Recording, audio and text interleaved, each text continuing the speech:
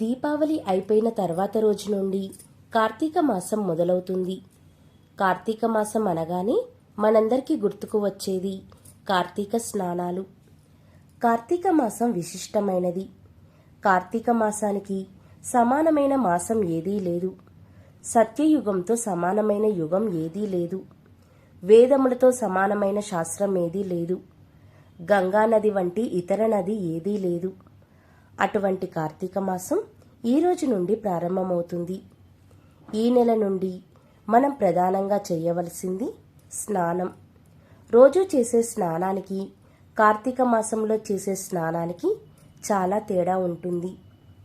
ఎవరైతే కార్తీక మాసంలో 30 రోజులు నియమంగా నది స్నానం చేస్తారో వారికి ఆ మహాశివుడి అనుగ్రహం కలుగుతుంది. ఈ కార్తీక మాసంలో స్నానం చేసే వారందరూ కూడా ఉదయాన్నే నిద్రలేచి సూర్యుడు తులారాశిలో ఉన్నప్పుడే స్నానం చేయాలి. అలాగే ఈ కార్తీక మాసంలో స్నానం చేసేవారు ఒంటిపై వస్త్రంతో స్నానం చేయాలి. దిగంబరంగా స్నానం చేయకూడదు. స్నానం చేసే సమయంలో హరహర శంభో అంటూ స్నానం చేయాలి. ఇలా అనడం వలన సకల పాపాలు ఆ నీటి ద్వారా తుడిచిపెట్టుకుపోతాయి. స్నానం చేసే సమయంలో నీటిలో గంగానది ఉందని తలుచుకొని భావించి నీటిని తాకి స్నానం చేయాలి. ఈ కార్తీక మాసంలో స్నానం చేసేటప్పుడు సంకల్పం చెప్పుకొని స్నానం చేయాలి. నేను ఈ కార్తీక మాసంలో స్నానం చేస్తున్నాను. ఆ పరమేశ్వరుడు, ఆ పార్వతీదేవి లేదా విష్ణుమూర్తిని లేదా మీకు ఏ దైవం ఇష్టమైతే ఆ దైవాన్ని తలుచుకొని నన్ను అనుగ్రహించుగాక అని సంకల్పం చెప్పుకొని కార్తీక స్నానం చేయాలి. కార్తీక మాసంలో మనం స్నానం చేయడానికి ఉపయోగపడేవి నదులు, చెరువులు, కాలువలు, బావులు ఇవేవీ లేకుంటే ఇంట్లో ఉండే నీటితో స్నానం చేయాలి. ఈ కార్తీక మాసంలో వెన్నెల ఎక్కువగా ఉంటుంది. ఇలా వెన్నెలతో ఉన్నటువంటి నీటితో స్నానం చేస్తే చాలా మంచిది. ఇలా వీలు లేని వారు రాత్రి సమయంలో బకెట్లో నీళ్లు నింపి దానిని వెన్నెలలో పెట్టి పొద్దునే బకెట్లోని నీటితో స్నానం చేయాలి. ఇలా చేస్తే నది స్నానం చేసిన ఫలితం కలుగుతుంది. ఈ కార్తీక మాసం మొత్తం వెన్నెలలో అమృతం నిండి ఉంటుంది. ఆ అమృతాన్ని నీరు మాత్రమే గ్రహిస్తుంది.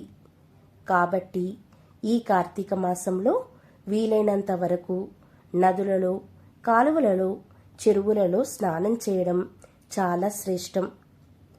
ఈ కార్తీక మాసంలో స్నానం చేసే సమయంలో గంగే చ యమునే చైవ గోదావరి సరస్వతి నర్మదే సింధు కావేరి జలేస్మిన్ సన్నిధిం కురు అని ఈ శ్లోకాన్ని చదివి స్నానం చేస్తే అన్ని పుణ్యనదులలో స్నానం చేసిన ఫలితం ఉంటుంది.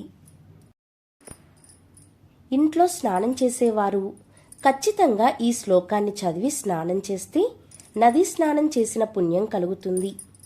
అలానే ఈ కార్తీక స్నానం ఉదయం 4:30 నుండి 5:30 లోపు చేస్తే తులారాశిలో చేసినట్లు అవుతుంది. కాబట్టి ఈ సమయంలోపు చెయ్యండి. ఇక కార్తీక స్నానాన్ని చల్లటి నీటితోనే చెయ్యాలి. వేడి నీటితో చేయకూడదు. ఆరోగ్యం సరిగ్గా లేని వాళ్ళు గోరువెచ్చని నీటితో స్నానం చేయవచ్చు. ఆరోగ్యంగా ఉన్నవాళ్ళు మాత్రం వేడి నీటితో స్నానం చేయకూడదు. ఇలా చేస్తే సర్వపాపాలు అంటుతాయి. కాబట్టి చల్లటి నీటితో స్నానం చేయాలి. కార్తీక మాసంలో కావేరీ నదిలో స్నానం చేసిన వారికి సర్వభోగాలు, అఖండ పుణ్యం కలుగుతుందని స్కాంద పురాణం చెబుతుంది. ఎవరైతే ఈ కార్తీక మాసంలో కావేరీ నదిలో స్నానం చేసి శ్రీరంగాన్ని దర్శిస్తారో వారు శివ సాన్నిధ్యాన్ని పొందుతారని శివపురాణం చెబుతుంది. కార్తీక మాసంలో నెల రోజులు స్నానం చేయలేని వాళ్ళు ప్రతి సోమవారం లేదా కార్తీక పౌర్ణమి రోజున చేసిన నెల రోజులు చేసిన పుణ్యం కలుగుతుంది. ఇక కార్తీక మాసం మొదటి రోజు, పాడ్యమి రోజు, కార్తీక సోమవారాలు, పౌర్ణమి, అమావాస్య రోజు కార్తీక స్నానాలు చేస్తే ఇంకా మంచిది. ఇలాంటి ముఖ్యమైన రోజుల్లో కార్తీక స్నానాలు చేస్తే నెలంతా కార్తీక స్నానం చేసిన ఫలితం కలుగుతుంది. అంటే కార్తీక మాసంలో 30 రోజులు స్నానం చేయలేని వాళ్ళు కార్తీక శుద్ధ పాడ్యమి, కార్తీక పౌర్ణమి రోజు, కార్తీక అమావాస్య రోజు చేస్తే నెలంతా చేసిన పుణ్యం వస్తుంది. అసలు ఏ రోజు కార్తీక మాసంలో స్నానం చేయడం కుదరదు, చేయలేను అనుకునేవాళ్ళు ప్రతిరోజు కార్తీక పురాణం విన్నా వారి సమస్త దోషాలు తొలగి పుణ్యం వస్తుందని మన పురాణాలు చెబుతున్నాయి. ఇవేమీ చెయ్యలేము అనుకునేవాళ్ళు ఒక్క సోమవారం రోజు స్నానం చేసినా నెల రోజులు స్నానం చేసిన ఫలితం కలుగుతుంది. కాబట్టి ఈ కార్తీక మాసంలో మీ వీలును బట్టి ఇలా స్నానం చేయడం లేదా కార్తీక పురాణం వినడం వలన కోటి జన్మల పుణ్యాన్ని పొందండి. ఈ కార్తీక మాసంలో భక్తి శ్రద్ధలతో శివకేశవులను పూజించి జన్మ జన్మల పాపాలు తొలగించుకుని పుణ్యాన్ని పొందండి. చంద్రుడు పూర్ణుడై ఏ నక్షత్రంలో ఉంటాడో ఆ నక్షత్రం పేరు ఈ మాసానికి వస్తుంది. కృత్తికా నక్షత్రంలో చంద్రుడు పూర్ణుడై సంచరించడం వలన ఈ మాసానికి కార్తీక మాసం అనే పేరు.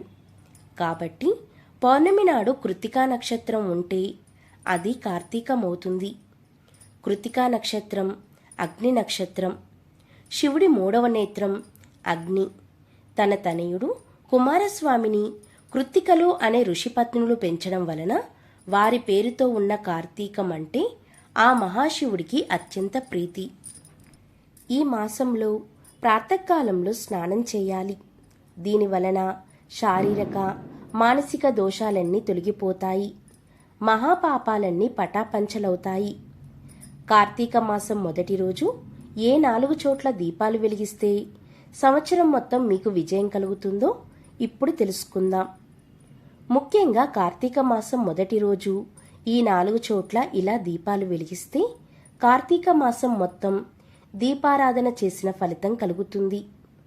కార్తీక మాసంలో దీపాలు వెలిగిస్తే మీకు అపజయం అనేది ఉండదు, అన్ని విజయాలే కలుగుతాయి.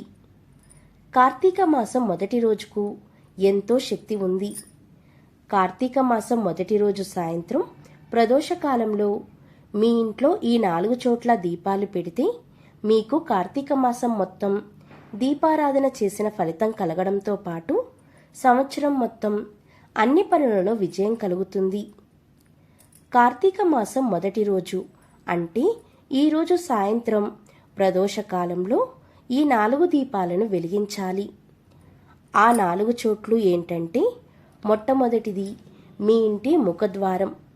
మీ ఇంటి ప్రధాన ద్వారానికి ఇరువైపులా 2 దీపాలు వెలిగించాలి. ఇక 2వ స్థానం వచ్చి మీ ఇంట్లో తులసికోట దగ్గర దీపం వెలిగించాలి. మీ ఇంట్లో తులసికోట ముందు ప్రమిద ఉంచి అందులో ఆవు నెయ్యి కానీ నువ్వుల నూనె కానీ పోసి దీపాన్ని వెలిగించాలి. ఇక 3వ స్థానం పూజ గది. పూజ గదిలో కూడా ఈ సమయంలో ఆవు నెయ్యితో కానీ నువ్వుల నూనెతో కానీ దీపాలు వెలిగించాలి. ఈ 3 స్థానాలు అందరికీ తెలిసినవే. కానీ 4వ స్థానం వచ్చి మీ వంటగదిలో బియ్యం డబ్బా లేదా బియ్యం బస్తా ఉంచే దగ్గర కార్తీక మాసం మొదటి రోజు దీపాన్ని వెలిగించాలి. కార్తీక మాసం మొదటి రోజు సాయంకాలం ప్రదోష సమయంలో సంధ్యాదీపాలను ఇలా వెలిగించాలి. ఈరోజు ఇలా చేస్తే అఖండ ధనప్రాప్తి కలుగుతుంది. ఇక కార్తీక మాసం మొదటి రోజుకు ఒక ప్రత్యేకత ఉంది. కార్తీక మాసం మొదటి రోజు ఎవరైతే ఇలా దీపాలు వెలిగిస్తారో వారికి నెల రోజులు దీపారాధన చేసిన ఫలితం కలుగుతుంది. ఇలా ఈరోజు వెలిగిస్తే మీ జాతకంలో ఉన్న సర్పదోషాలు, వంశపారంపర్య దోషాలు అన్నీ కూడా తొలగిపోతాయి. కాబట్టి ప్రతి ఒక్కరూ కార్తీక మాసం మొదటి రోజు ఇలా 4 చోట్ల దీపాలను పెట్టండి.